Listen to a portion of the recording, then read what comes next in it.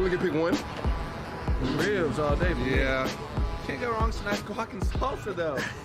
Guac and salsa's fire. Anybody says veggie tray, they're lying. Everything except the veggies. Put a veggie tray on there. That veggie tray dead. Definitely not gonna have no veggie tray. Gotta have the ribs. Gotta have the ribs. And the wings. Ribs, burger, wings. That's it. Oh, you gotta have veggie. A little bit. A little hell no. No veggies? Burgers. Extra spicy. Tacos. For sure. I love tacos. All of the above. Whole lineman gotta eat. I definitely need them wings. Wings for sure. The veggie tray can Nachos, go. wings. The veggie tray can go. What we talking about on the ribs? Dry rub. Veggie tray, they can keep the veggie tray for sure. I'm doing ribs.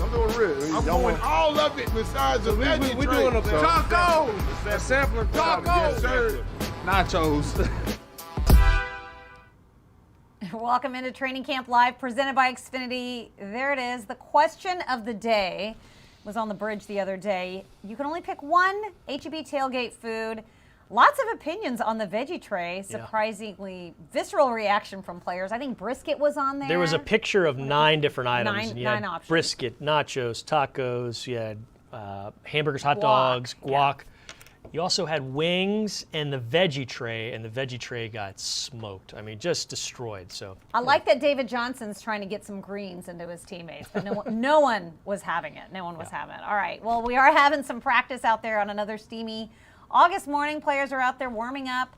As you can see, it's day 13. It was 2 days in full pads. It looks like players are out there in shorts and shirts today for a little bit of a lighter workload, which might be nice for them as they head into this Saturday's game at Green Bay. By the way, you can tune in on ABC 13. Kickoff's at 7 p.m. You can also listen on the Houston Texans app, and my buddy here, Drew Doherty, will be doing sideline reporting on ABC as well. Yes, Kevin Kugler and Spencer Tillman back for play-by-play and color commentator duty yet again. It's going to be fun to see those guys be with them up in Green Bay. And boy, it's nice after not having a preseason last year. Selfishly, we get to do it again. Now, I can't wait to see what the Texans do. We are in game week, basically.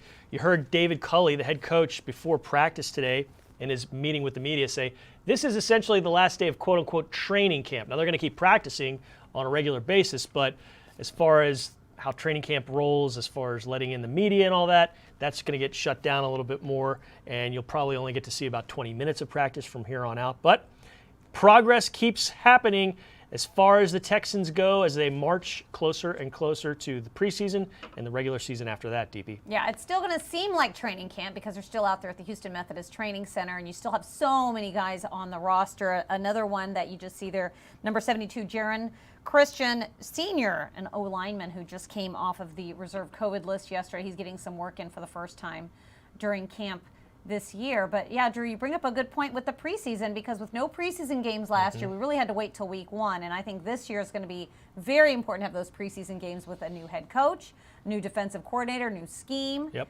some new quarterbacks. You've got so many new players. You want to see how they all gel together. And I think David Culley was asked about the D-line position group yesterday, and he said that's going to be one to watch because all these positions are up for grabs. It's a competition at every single spot, and I think preseason is going to determine a lot of that 53-man roster. Yeah, there's a lot to learn about this team, and some guys don't practice as well as they play in a game. It's not necessarily they're dogging it or another reason, but some guys, just when the lights come on, something happens and they make plays and they're around the ball, and good things get going. So it'll be fun to see which of those type of guys possibly come to the fore, possibly emerge, that haven't maybe been having the best of camps. So we'll see if that does happen. It's happened here in the past, and we'll keep our eyes on that. But yes, many things to watch. You see David Culley there in the blue shorts, the red shirt, and the bucket hat, looking on as his team is going through one final training camp practice before they switch into, game week mode tomorrow. Yeah, it feels like game week mode. I'm just glad there are games on the horizon. Also coming up in the show, we've another new player I had a chance to chat with yesterday at camp, Grugier-Hill, linebacker. He's in year 6. He won a ring with the Philadelphia Eagles, and here he is trying to help do the same here for the Houston Texans. So got a chance to get to know him a little bit better and catch up with him. As we have with a lot of these players in camp, I think I've really enjoyed some of the one-on-ones that we've done after practices. I'm sure you have too, because it's one thing to actually have a press conference with them, and it's another to see them at work and then see them come off the practice field and really get a sense of who they are. Yeah, I was with Shaq Lawson yesterday. He's somebody that the Texans are looking to for some help in the pass rush. And, we sort of veer off the beaten path when I do these, post-practice interviews after training camp. Got into, he brought up the movie Rush Hour. I can't remember what prompted it, but I hadn't thought of Rush Hour and Chris Tucker and Jackie Chan in quite some time. And we had a fun time. As you see, Robert Kugler, he's the assistant offensive line coach there in the red. He's waving things around. And Davis Mills, number 10, he's getting things ready with Rex Burkhead, 28, to his right in the backfield. Lots and lots happening. We're going to take your questions today. We love hearing from you, whether you're chiming in from A-Leaf like Edwin, or San Antonio like Michael, or hey, right down the road in Missouri City like KJ. We'll start things off, though, in Germany, DP. Oh, okay. Uni Kuni Feinstuben haben. Who will be the defensive play callers this season? That's German Texan asking that. We appreciate that question. We appreciate you watching, German Texan. The defensive play caller this season, your DC, who's going to be standing on the field, not up in the box, which was a question, is Lovie Smith. He's the defensive coordinator, so he'll be calling the plays, and it's going to be a different defense. They're running a 4-3, like we've mentioned many, many times. And also, like we've hit on, turnovers, takeaways, the big key. They got to get more takeaways as a defense, and that has been a massive point of emphasis since Lovie Smith got into the building. Yeah, actually, all three coordinators will be on the field for the game. That was something that David Culley was asked about in his press conference yesterday. So offensive coordinator, defensive coordinator, special teams coordinator will all be on the sidelines for Saturday's game, and that'll probably continue throughout the season. And you saw Pep Hamilton there, passing game coordinator, working with the quarterbacks a little bit, as well as the O-linemen. Edwin wants to know, how do you think the team is looking this far into camp? I think it's a good question, Edwin, because it's been a couple of weeks, and we've got a pretty good sense of which players have been standing out, have been looking good. Of course, things change from day to day, but if you see the forest through the trees, I think overall this defense has looked pretty good. I know that one of the main things that they wanted to work on this offseason was takeaways. Drew mentioned it last year. Texans were dead last in the league with only 9 takeaways. And it seems like every day in practice, they are really taking the ball away, and they've really worked on it. So that's definitely something that I'm looking forward to. I'm looking forward to seeing this D-line at work as well. And I think these running backs and these receivers have looked good too. I think for an offense that has sort of just come together with a lot of new players, seeing Terod Taylor back out there, he's been running it very smoothly, and I feel like very efficiently. He's got a veteran presence back there. It seems like he's got a very good handle, good control, and maybe some of that comes from working with Pep Hamilton last year with the Chargers. But I think they've looked really good so far in camp. Like Drew said, I think the true test is going to be in game action when there's live action on the field during preseason. Yeah, everything DP just said, they look good. But, hey, I'm sure 31 other teams and 31 other of our counterparts are kind of saying the same thing. Their team probably looks pretty good, too. Okay, moving on to KJ. He says, what do you think the wide receiver depth chart will look like? Well, if you just strictly go by what we've seen out there when the first group is playing, when they go in 3 wide receiver sets, it looks like it's going to be Brandon Cooks, Kiki QT, and Chris Conley. It looks like those are the guys that are going to get the lion's share of the reps at the beginning. But Nico Collins, the rookie, has been very, very good. Seems like he catches a touchdown in every practice and keeps moving and doing great things as far as improving and getting better. He spoke with the media yesterday. They asked him, well, what do you need to work on most? And he gave the right answer. He said everything. So he's speaking like a rookie and doing everything he needs to. But I think that's probably initially what you're going to see as far as Who did you starters. say you said? Cooks, Conley, and QT. Cooks, the 3 Conley, Cs. and QT. So the 3 Cs. Just remember that. I think between QT and Anthony Miller, that's been an interesting battle at the slot receiver position. So yeah, Anthony Miller has looked good. He's looked good too. But QT has looked the way he's looked in preseason and OTAs that he has since he arrived, since he was drafted out of Texas Tech. He's always been good. He always knows where everybody needs to be. He's been very helpful in that regard. Just think about his second year. Really, he had only been in this team system for 1 year, but that second OTAs, he was putting everybody in line and everybody up, and then he gets the ankle injury in Green Bay, and things didn't work out. He's had bad luck with injuries. He's made a few mistakes, and he's been yanked from time to time, so once the regular season happens. But he's been, knock on your wood, or your glass, he's been good in training camp and has flourished so far. He's just got to make that translate to the regular season, which has not happened on the whole in his time as a Texan. I'll say arm circle time as the team warms up. You see Lonnie Johnson, Kamu Grugier-Hill back there, number 51. Has been doing a nice job in camp so far, is really excited to be part of this team. He played with Shaq Lawson, who you spoke with yesterday, last year at Miami, but spent a lot of his career with the Eagles and knows what a winning defense looks like. I had a chance to catch up with him yesterday after practice. The Deep Slant 101 presented by Xfinity. My guest today, linebacker Kamu Grugier-Hill.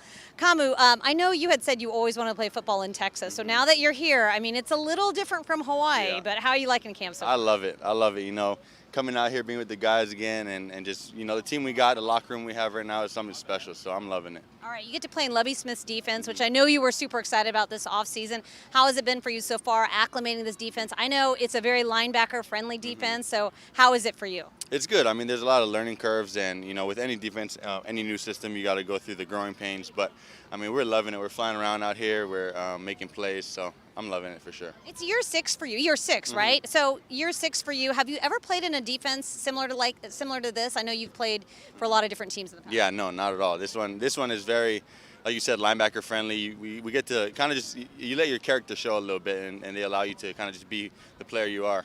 All right, and tell us a little bit about what your character looks like. What sort of player are you on the field? What do you bring to this linebacker corps? I love to just fly around. I think, you know, I take my speed to the game. I take pride in being a really good coverage linebacker and just flying around the field. So we got a bunch of guys that can do that in the room too. So, I mean, it's going to be a fun year. All right, you said you're a speed guy, so I'm intrigued. How do you work on your speed, and when did you decide that was going to be your thing? Were you like a big runner or something growing up? No. I mean, once I got to college, people were beating everyone in races, so then I was just like, okay, you know, that's the strength of mine. So, you know, you just kind of grow around that, and just the more you play the game, you learn, you know, just more about yourself and ways you can better yourself during the game. I know you have so many teammates across the league that you're now friends with and know about. So I want to ask you about a few of them. Kaimi Fairbairn, another fellow Hawaiian. How cool is it to be on the same team with him? It's actually crazy because me and Kaimi we're same class and played at rival high schools together. So during high school, we played each other like 6 or 7 times, but we actually never like hung out or anything until now. So it's kind of cool to finally be with him and you know, build that friendship. I bet you guys know so many people in common, right? Because it probably wasn't a big fraternity of guys. Exactly. And like Hawaii, it's not as small as you think, but like Hawaii sports and like the professional athletes in Hawaii all kind of band together. So we definitely have mutual friends. All right, so it's a lot of new guys that have joined this squad, but you actually played with Shaq Lawson this time last year with the Dolphins. So what's it like joining a team where there are so many new players? Yeah. It was cool. I mean, having Shaq here too definitely helped, you know, because we already had that friendship and that bond from last year. But I mean, like I said, this locker room is special, you know. From the second I came in, we all just kind of clicked. We all, you know, came in OTAs. We were having barbecues and hanging out with each other and doing all kinds of things. So it's been fun. All right, tell me a little bit about your volleyball career. I heard you're really good. You're a really good volleyball player in Hawaii. How does that help you as a linebacker? Does it help you? I don't think it helps. It's just something. It's just one of those things. I mean, growing up, like me and my family would always go to the beach and just pop up volleyball nets and we just play. So then when I got to high school, I was just like, I might as well try. And you know, it was fun. Actually, it was funny because my setter for in high school is the setter for the Olympic team now. Oh, so wow. yeah, so it's kind of cool to see him do his thing. But it's fun.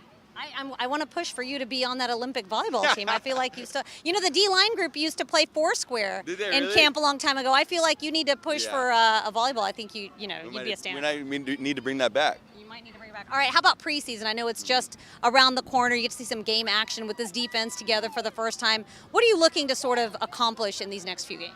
I think, like I said, like, you know, we're going through some growing pains with just learning the defense. And I think just having actual preseason games, and you know, you get a little monotonous going against each other, and it's kind of boring. So, you know, going against another opponent and kind of just letting the defense play out and seeing some new things and letting the scheme do its thing, and just playing is going to be fun. All right, we're looking forward to it, Kamu. Always a pleasure, and look forward to seeing you the rest of the year. Awesome. Thank you for having me. Kamu Grugier-Hill. Actually, after that interview, he walked off. And he said, first of all, he's like, how did you know that I played volleyball? But then he also said state champs. So I wasn't that far off in knowing that he had a very strong volleyball career in Hawaii. Way to go, state champs. That's cool. State champs of volleyball. That's great. Got time for about 1 or 2 more questions. So Matt wants to know, is Deshaun Watson practicing today? Yes, he's out there. He's in his helmet and not pads, but helmet and red jersey. So yes, Deshaun is practicing. Javari asks, which uniforms will the Texans wear on Saturday? That's very, very much a burning question for a lot of people. I would imagine they're going to wear their white tops, blue bottoms, blue helmets. So pretty much the standard road game jersey. Yeah, nothing to see here, I right? would think that's what the deal is, yeah. I mean, stay tuned. I've been wrong before. You can watch on ABC 13 Saturday night, 7 p.m. Also, if you want to listen, check out the Houston Texans mobile app. And we'll have you covered on HoustonTexans.com like we do every day after camp. We'll have you covered after the game as well with all the highlights and the stories and the press conferences and more. That's going to do it for Training Camp Live presented by Xfinity. Thank you to everyone that worked on this show, including Caroline Jordan, Anand Leibowitz, Amanda Caffey, Alex Lozano, Jay McDevitt, Mitchell Moreland, Tyler Marcotte, who's not here with us but has also worked very hard on this show, Drew Doherty, and myself. We thank all of you so much for watching, and as always, go Texans.